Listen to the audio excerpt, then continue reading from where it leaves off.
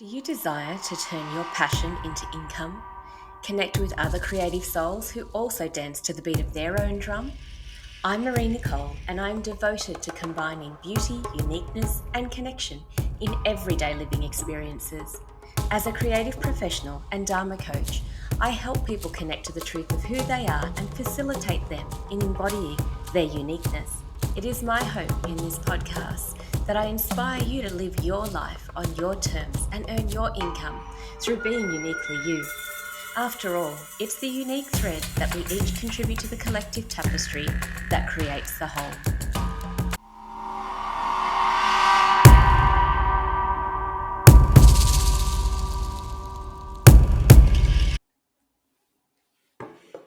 In this episode, I would like to focus on something that I have found to be invaluable in running a sole trader business, a small business, and that is to operate like the business that you wish to become.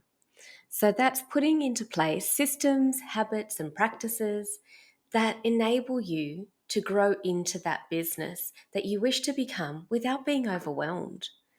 Now, part of that can be planning and scheduling, looking at all the different areas of your business and what needs to be done. So, production, marketing, working on your website, actually designing, finances, all of those different areas, writing them all out and allocating time over the course of a week that you're going to look at every area of that business, or even over the course of 2 weeks if you don't want to do your website necessarily every single week, but it is still important to keep fresh and out there in the world, keep things up to date in the World Wide Web, because when people stop at your website, they want to actually see what they're going to be experiencing when they come into your business. But allowing yourself to schedule out time doesn't mean that you need to live a life that's regimented. It is more about giving yourself the boundaries that you can work within to then realize your dreams. And if you're planning to build your business to getting to the point where you employ other people to help you in it, then having those tasks allocated out, separated in a schedule, and then underneath that, knowing exactly what's involved in those tasks and recording it. I've put together procedures manuals for both my photography business and for Creators Nest, which made it much easier to then have other people step into the business and understand what it is about. When I was just an artisan working on my own doing markets, I didn't actually have other people work for me at all, but I still allocated my time in ways that I knew that I was staying on top of everything. In the early days of my artisanal business, going from a service-based to a product-based business, I had a coach actually work with me on ways that I could work out, one, my capacity, how much I could make and in what time frame, and what the steps were for each of those products, so that when it came to preparing for markets, I would make sure that I had enough stock to take with me and could plan weeks in advance how to do that. Now, by actually having this practice in place where I scheduled out and had time, I knew that I would have like a full day, that any opportunity that I got to work on making, I would at least have some idea how many I would need to make and what my objectives were at the end of the month for that market. And I started the artisanal business, with a baby in tow. So I was working within his sleeping, which was limited. My second child didn't sleep very much at all for the first 14 months. He was a very alert baby and he's such a switched on kid, so I'm not surprised. But having this habit of operating like the business I wanted to become did for me was I actually allocated 45-minute slots.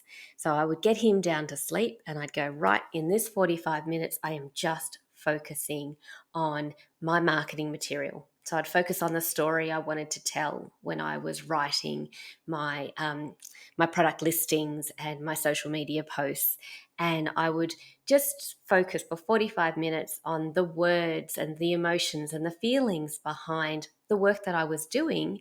So, because I wasn't seeing people face to face all the time, I was doing that at markets and I could get a lot said in just a couple of minutes conversing with someone about the product. But when I was selling online or trying to reach out to retail stores with what I did or what I was creating, I needed that marketing material was super important to get the messaging across, because it wasn't just about making money, it was also about making a difference and impacting people in ways that made them know that this is ethically and sustainably created, and the intention is to bring beauty into their everyday living experiences. So marketing, my marketing material was really important to get that message across in words, in imagery. I also allocated time to photographing, capturing images, and I actually created like collections and seasonal collections and themed them and planned that out. So in one of those 45-minute increments that I allocated to, say, photography, I could also spend that time planning. What would my next shoot look like? What do I need to source for that shoot to happen? And then allocate another time period to just photographing, rather than getting to the shoot time or, getting to photograph my products and going, oh my goodness, now, what am I going to do this time? Where am I going to grab that I can put into the shot to try and make it look interesting? Instead of that, I was considering ahead of time that I wanted to get this story across for this product, and it's used in this way, and it's going to make you feel this way. And so allocating that time made it so much easier to get that message across and more enjoyable for myself. Now, another area that was not something that I love to do, but most creatives don't, was working on finances. But I was very strict on that I would spend at least one day a month that I would just look at finances. And as grueling as that was, it, and still is, I actually do it weekly now, and that's a really important thing because I'm selling on behalf of consigners, and I need to make sure that I set money aside to pay the consigners at the end of the month, know exactly what's coming in for my business and what's going out for their business. But putting in that strategy of allocating time to focus on that not only means that I get it done and I don't get overwhelmed and I'm not avoiding things that I don't like, it's allocating out tasks that I can then hand over to somebody else and say, right, I'm going to employ somebody to do that. And so having that organized in a way that I can then transfer that information across to somebody else makes it easier to expand the business. And on that note, it's things like preparing for taxes. When I had my photography business, even though I didn't have to register for GST straight away, when it got close to the time that I would need to register for GST, I actually did it ahead of time so that I knew what I needed to do, what practices I needed to put into place. So when it was a must, I was already prepared for it. And the same goes with workflow. In terms of my photography business, I had systems in place where every step of the process had a tray allocated to it with a particular color folder. So client files would go into those trays, into that set color, so I knew what stage of the process it was in. And then when I had other people join me in the business and we're doing color correcting and album assembly, they would just look at the tray for album assembly. It was a particular color tray. They knew that they were the tasks that they were supposed to start with for the day, and once they'd finished, they then put it into the next folder in another color, and then the next person who was looking after that part of the process would pick up that color folder and work on their bit. And there were checklists in there to make sure that people signed off with even the dates that they had finished, so we knew exactly where a client's album was at in the process, or in even well, this is wedding photography I'm talking about here, but if someone called and wanted to check on how their album was going, we could look at their file and see exactly where it was at. So that's actually just being strategic in minimizing the stress. And because I wanted to be a business that employed other people, I wanted other people to be able to come in and fulfill those roles without me fumbling around trying to tell them how I do things. So that's what I'm trying to get across here, that it's really important for you not only to work efficiently, especially as creatives, working on your own quite often, by operating like the business that you want to become, you actually put into place habits and practices that enable you to get more done in less time, and allows you time to have off. Now, that's another thing that I think is really important as a small business owner, especially as a sole trader, allocating that time ahead of time, because you want to be able to live life and enjoy it. You're not just trying to make money by working yourself into the ground 12 hours a day, 7 days a week. That's not living. That's not going to actually keep your creative juices going. Actually allowing yourself that time to go on holiday, take a day off, have a morning off, afternoon walks, basking in the sun, playing with the drum that you've actually just made, or enjoying the clothes that you create and utilizing them out in the situations that you would want your customers to enjoy them in, and capturing imagery of that, not so you're working all the time, but just in ways that you're enjoying the products that you make in the same way that you want your customers to enjoy the products that you make. So allowing that downtime is so important. And when we start working for ourselves, we don't do it to grind. We do it to fulfill our passion. So when we allow ourselves time off, we also allow our brains to absorb new information and experiences.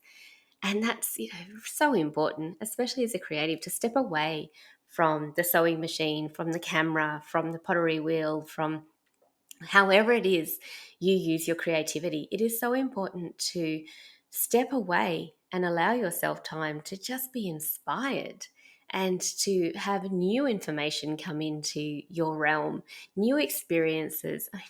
That is such a big part of being a creative, running your own business, is allowing yourself that time, but knowing that you need the discipline to come back and do what just needs to be done. Look, I started when I was first finished school, high school, many, many years ago now. I was an accounts clerk. And so I was fortunate enough to actually work in that financial realm, to have some ideas of how to set up systems in place. But it's so important as a business owner to find those ways that you can do the tasks that you really don't love to do, but you need to, and make it pleasurable for yourself. So for me, my spreadsheets are color coded.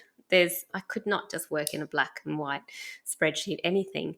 So, making it playful, joyful, but allocating that time. And then when you do become that business that enables you to step away, hand that task on to somebody else, take on something else that brings you much more joy, you're going to really enjoy it even more, because you know what that person is doing for you. You know what the investment is that you're making in that person, and how valuable that is, because you've sat there and you've done it yourself, and you know what the grind is like when it's not in alignment with your skill set, or when it doesn't bring you joy.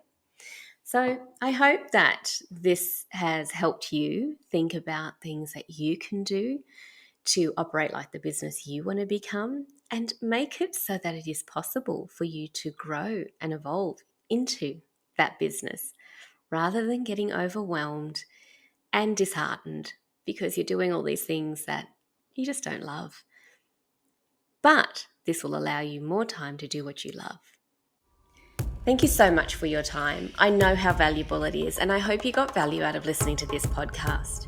If you are looking for a coach to support and guide you through your own unique journey of creating a life you love, then reach out for a connection call. And if you'd like to connect with other creative souls in person by joining us at a workshop, a retreat, or to book a unique shopping experience here at Creators Nest, I run those by appointment. So check out the website for more details. The link is in the show notes. Oh, and please leave a review. I'd love to hear any insights or inspirations that were activated in you from this podcast. And I look forward to drumming, dancing, or soaring alongside of you.